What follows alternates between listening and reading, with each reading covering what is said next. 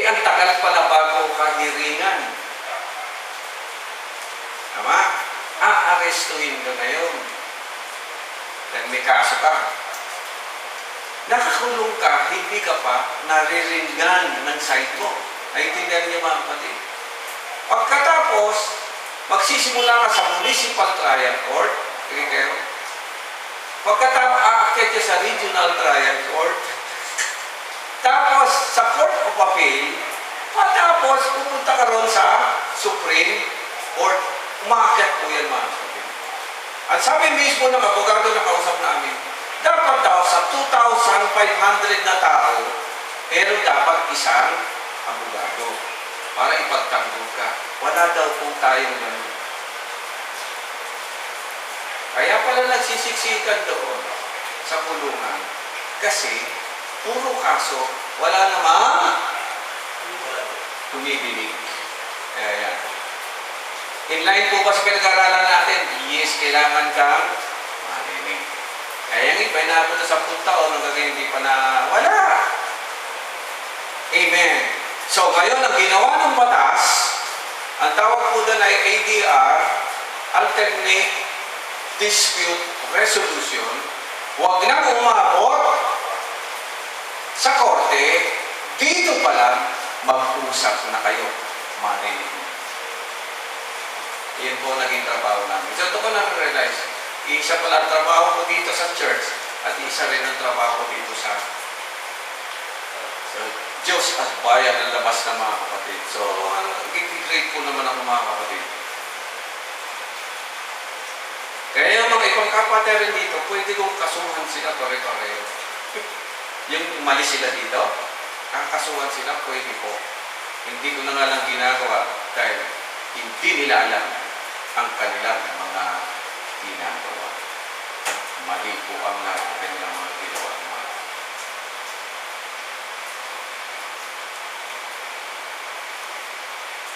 Sa bawat pagkakamali, buti na lang may mediator na tayo ngayon. Amen. Ang mabigat sa atin, may Kristo na tayo, nagkakamali pa rin. Tingnan natin ang mga pagkakamali.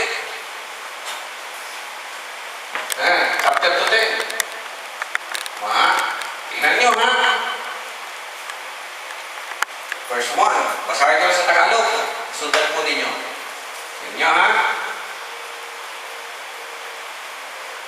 Akin, ang title, matuwid ang hatol ng Diyos. Bakit naging matuwid ang hatol ng Diyos?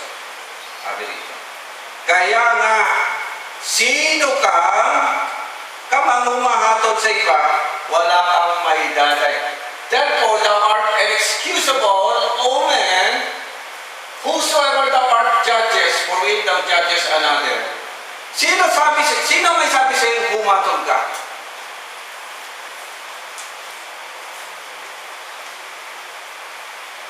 Ang tao po ba ay may karapatang humatol? Wala po. Sino po ang tagahatol natin? Ang Diyos. Ano lang ang magagawa ng tao? Kumuha ng abogado na magtatanggol sa iyo. Pero ang abogado po ay hindi judge. Amen? Sila lang ang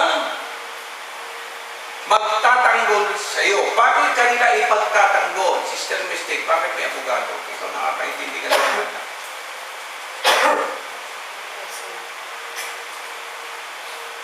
Ito, malapit na magkaroon ng anak na abogado. Sister na. Represent po, mag-represent. Bakit siya pakukuha ng abogado? Pwede naman pong walang abogado.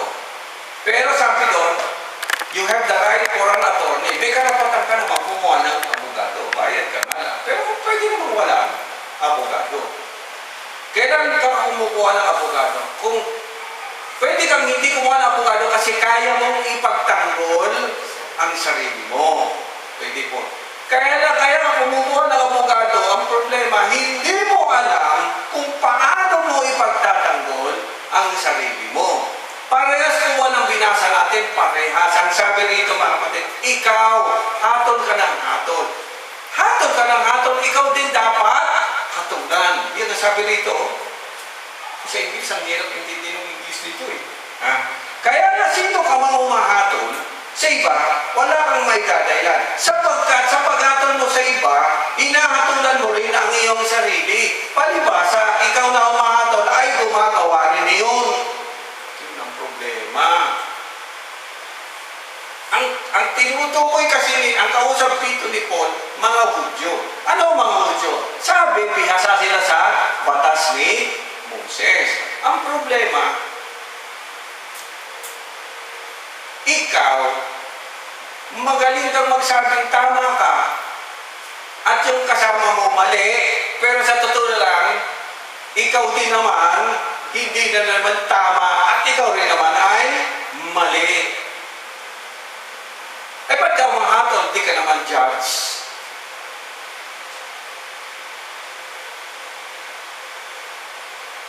Nakita niyo yung judge yung sa ordinaryong nasaan ang judge? Nandun sa gitna. Magsalita yung may hapla. Ano ginagawa lang ng judge? Nakikinig. Okay, tama. Yung hinabla, kayo. Ano sasabihin? Nakagano na siya, tama? Pinakikinggan niya. Okay. Pag sinabi niya, okay, tama na. Pag-aaralan niya pa po yun. Kaya buti kayo ng taon bago matapos. Kasi pinag-aaralan niya. Buti kung kayo lang ang may kaso. The Bible says, all have sinned. Ang daming kaso niya. Hindi ko naman pwede sabihin kaawa na ang Diyos. Kasi lahat tayo nagkasala. Lahat yun ditinggin eh.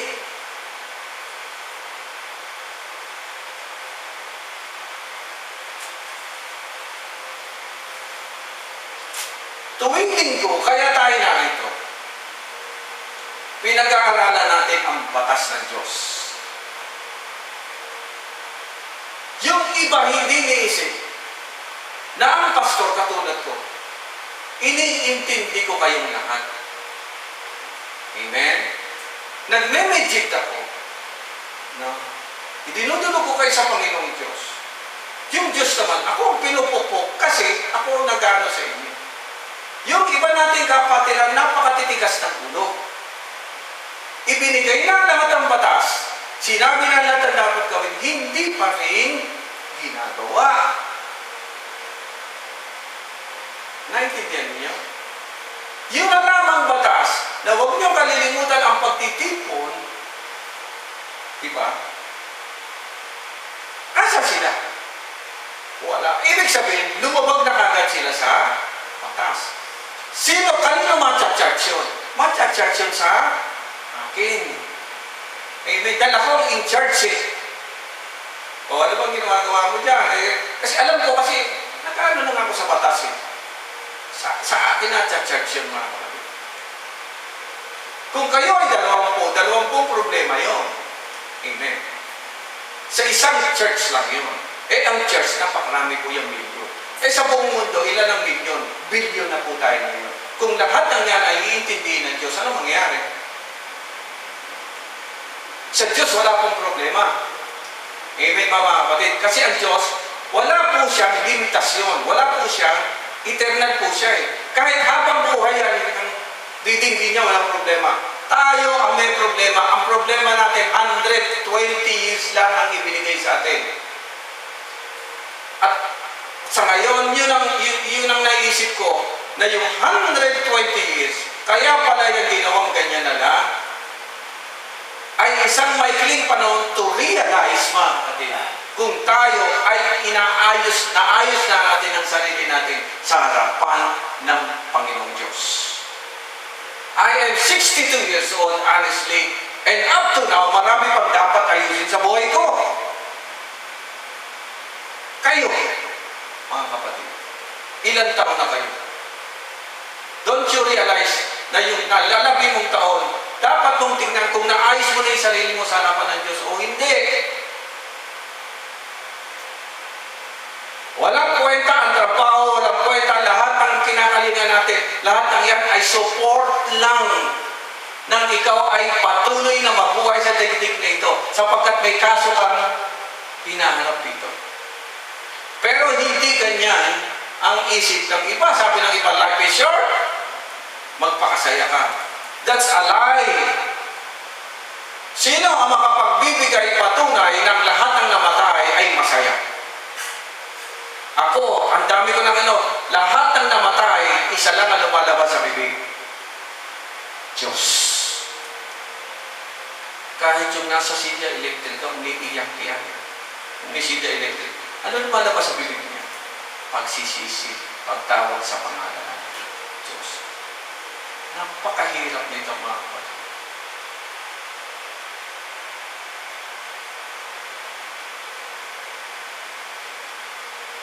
Sa bawat kaso, ito'y real na. May mga taong kahit ipatawag mo sa kaso, no? Pero hindi nag-iintindi. Amen? Sa barangay lang. Orasan namin. 9 po hanggang 9:30 na nasan po yung kabilang panig. Hindi nila iniintindi. Samantalang yung kabilang panig, nag-iintindi. Amen. Nakalagay po sa batas, pag hindi mo inintindi, makakasuhan ka. Batas po yan. Sa palagay niyo sa Diyos, magkaiba. Pag hindi ka rin nag-intindi, sabi ng Panginoon, ngayon ang araw ng pagliligtas. Bukas, hindi na iyo. Ngayon ang araw na. The day you hear the voice of Christmas, then bukas hindi na yun. There are how many? Ano tayo? Trillions na yata tayo? 7 trillions na tayo? No? 6.9 trillion? O billion na? Trillion na sa population. Lahat kayo titigit sabay-sabay. Yan ang natutunan ko ngayon sa pananampalataya. And mind you, dito ko muna tapusin. Hindi lang po ordinaryong tao ang may problema pagdating sa pagdinig sa batas. Lahat, even professionals, tama? Even church worker nakakaproblema dyan, mga kapatid. Ako nararamdaman ko yan. Ang buhay ko ngayon bilang hindi ko iniintindi kung ano ang mangyayari. Ang iniintindi kung paano ko masusunod yung pinagagawa sa akin ng Diyos sa araw-araw. Yun lang, mga kapatid. Sana po ganyan din po kayo. Kasi ang mahalaga ngayon, isipin mo, haharap ka sa Panginoong Diyos. Anong ihaharap mo sa Kanya? Wala na tayong katwiran kasi nag-mediate na ang Panginoong Jesucristo. Lahat ng kasalanan natin, inako na ng Panginoong Jesucristo. Ang problema, mga kapatid, inako na nga, nilinis ka na ngayon, madumi ka pa rin. Anong sabi ng Hebrews chapter 6? Yeah? Yung nakarinig na ng salita ng Diyos, nakatanggap ka ng Espiritu, ng ganito, ganito lahat, pagkatapos bumalik pa sa anong sabi? Wala nang pangalawa. So, encourage us mga kapatid, okay, konti lang tayo. Sa akin, wala na yan eh. Let us survive. Amen. Survive. See to it na magawa mo lang yung pinagagawa ng Panginoong Diyos Spirit. Sabi ko nga kanina, ako talaga nalulungkot dun sa Matthew 24. Pamilya lang ni Noah. Inaligtas. Ang dami mong tao mo. Pamilya lang ni Noah. Mas matindi naman sa pamilya ni Lot. 4 na lang sila. 3 pa lang na-disqualify pa yung isa. Sabi ko, gaano katindi yung pagdadaanan ng bawat isa sa atin.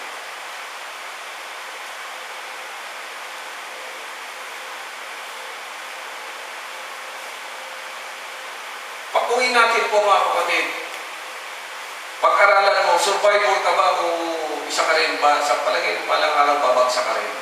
You have to find it out today, mga kapatid. Pero sa akin naman, by experience, tingnan na lang yung buhay niyo. Ano po? Di ba ba? Nung nag-aaral kayo, nung nagtatrabaho ang dami ninyo, ikaw na lang natira, uy, may puntos ka. Survivor ka, ibig sabihin. Ako nga nag-aaral ng college, 2 years ako lang mag-isa eh, gumraduate. 4 years ako lang mag-isa gumraduate. Sabi ko, ano nangyari ko sa mga ano? Ibig sabihin, may tinitrain ka lang, may pinakikita lang sa'yo na survivor ko, huwag kang mawawala na ng ito. Kaya kung nagtataka kayo, minsan pito lang tayo doon, ay, wala akong pakialam doon. Ang pinakikialaman ko, hanggang sa kauli-ulihin na mo gawin mo yung pinagagawa sa iyong Panginoon. Kasi haharap ka sa Panginoong Diyos at doon ka niya, nako, totoo, hindi naman tayo dapat hatulan dahil na-magic na nga eh. Pero ano nangyari doon sa iba? Kaya nga, reminder ito sa family natin. Gawin na ninyo ang lahat ng parang makasama nyo. Dahil wala nang time.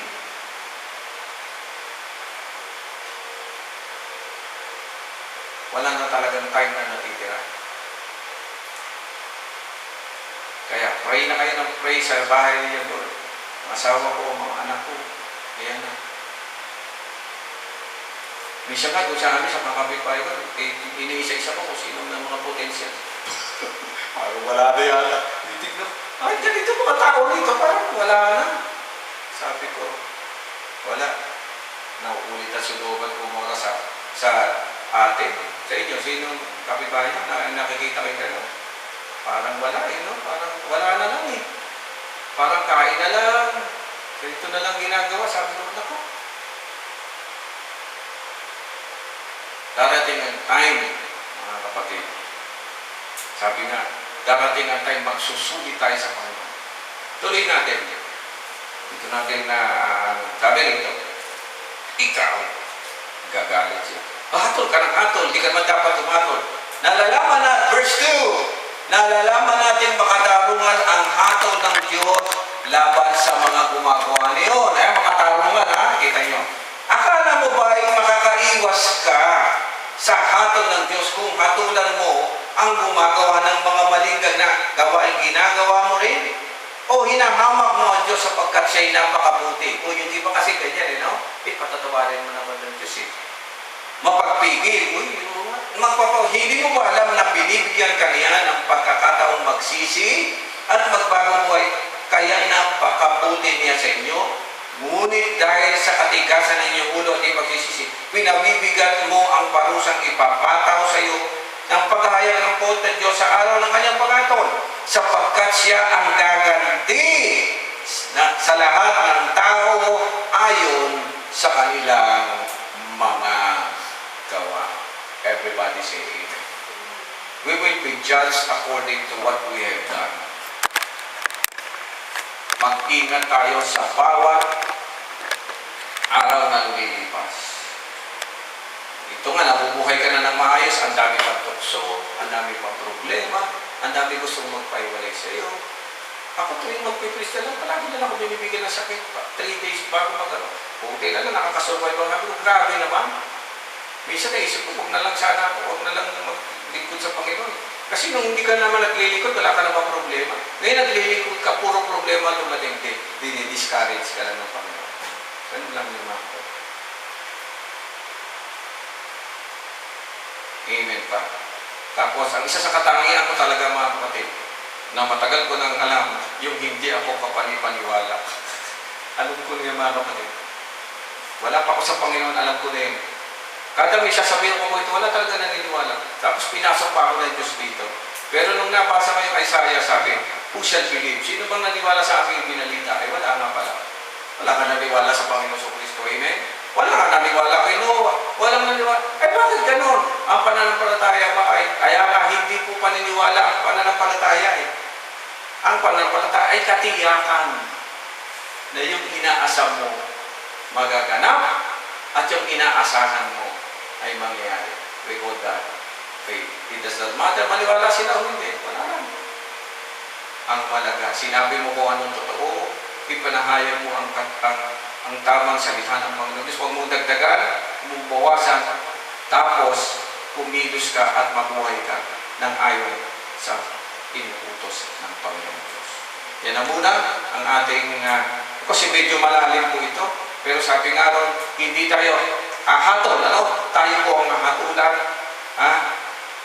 Tandaan natin na pag-uwi natin, ano sabi ng mga kapatid, tingnan mo kung natutupad mo yung dapat mong tuparin at pinagagawa ng Panginoon Diyos. Tayo lahat ay tumayo sa mga ating biyaya ng Panginoon.